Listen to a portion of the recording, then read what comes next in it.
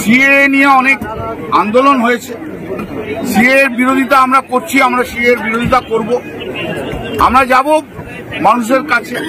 শুধু ধর্মের খাতিরে, ধর্মকে দেখে মানুষকে বিচার করা, মানুষকে ডিভাইড করার কাজই হচ্ছে সিএ, আর অন্য কিছু না।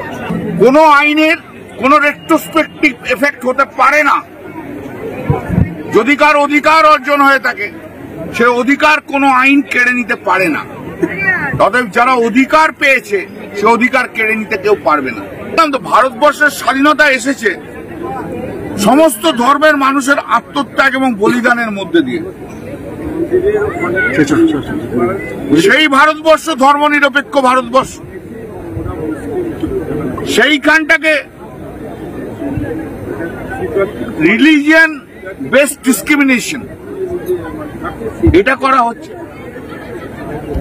এটা তো ভারতবর্ষের মানুষকে বিভেদ আনার জন্য।